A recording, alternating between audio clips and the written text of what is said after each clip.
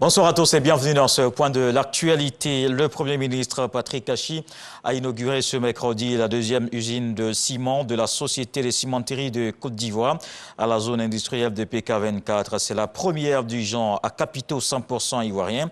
Un investissement de 50 milliards de francs CFA qui permet la création de 1500 emplois au total.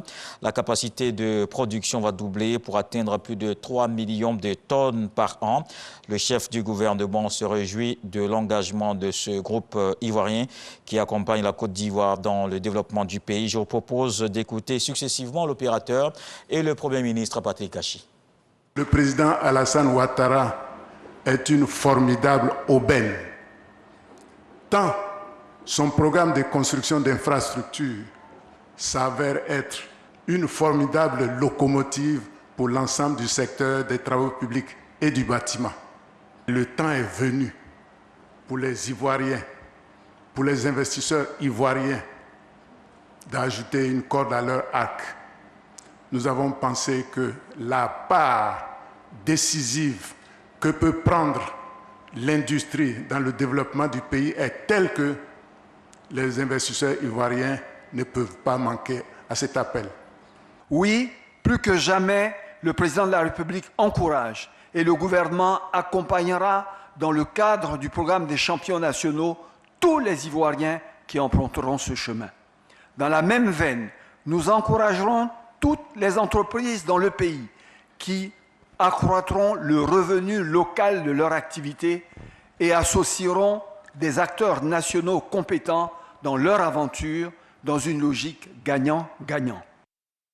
La vaccination contre la Covid-19 en Côte d'Ivoire rencontre l'adhésion et la mobilisation des populations. Dans cet élan, les autorités sanitaires se fixent un nouvel objectif pour cette année 2022.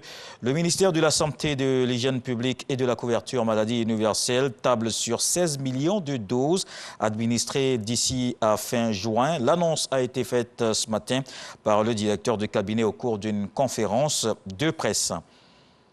Dans l'ouest du pays, ce drame, un incendie s'est déclaré tôt ce matin dans plusieurs commerces situés en bordure de l'artère principale de la ville de Mans. D'importants dégâts matériels sont à déplorer avec des pertes en vie humaine. Les secouristes étaient aussi sur les lieux pour éteindre le feu. Le drame est survenu lors de l'échange d'un fût de gaz pour alimenter une boulangerie. Le ministre-gouverneur du district autonome des montagnes, Albert Flindé, s'est rendu sur les lieux du drame pour constater les dégâts.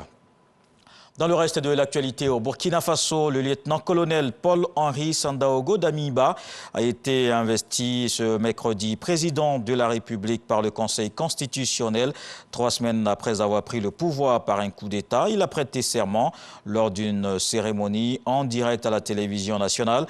Lors de son investiture, au-delà de la lutte contre l'insécurité qui reste la priorité, le lieutenant-colonel a souligné que la dépolitisation de l'administration publique, la lutte contre la corruption et notamment les dossiers de crimes économiques trop longtemps restés dans les tiroirs doivent être réexaminés. Et les militaires français vont se retirer du Mali. La décision est sur la table à l'occasion du sommet entre l'Union européenne et l'Union africaine. Paris va présenter les contours de son futur dispositif militaire au Sahel. Après 8 années de présence, la force Barkhane s'apprête donc à quitter ses dernières emprises maliennes, en particulier la très importante base de Gao. Ce départ est un défi logistique qui nécessitera une haute protection de 6 à 12 mois qui sont nécessaires pour le retrait du matériel. Les ponts aériens vont se multiplier entre Gao, la base aérienne avancée de Niamey et la France. Et puis c'est la poursuite du retrait des troupes russes et la fin progressive de manœuvres militaires à la frontière ukrainienne. Cette nuit, la télévision russe a montré des images nocturnes d'un interminable train transportant des blindés, mais l'OTAN n'est pas rassurée. L'organisation affirme que la Russie peut encore envahir l'Ukraine sans préavis. Pour Florent Parmentier, enseignant à sciences politiques, les États-Unis ne sont pas perdants dans cette situation. La posture américaine a permis une désescalade dans la crise. Je vous retrouve à 20h pour le journal. À suivre tout de suite les infos régionales.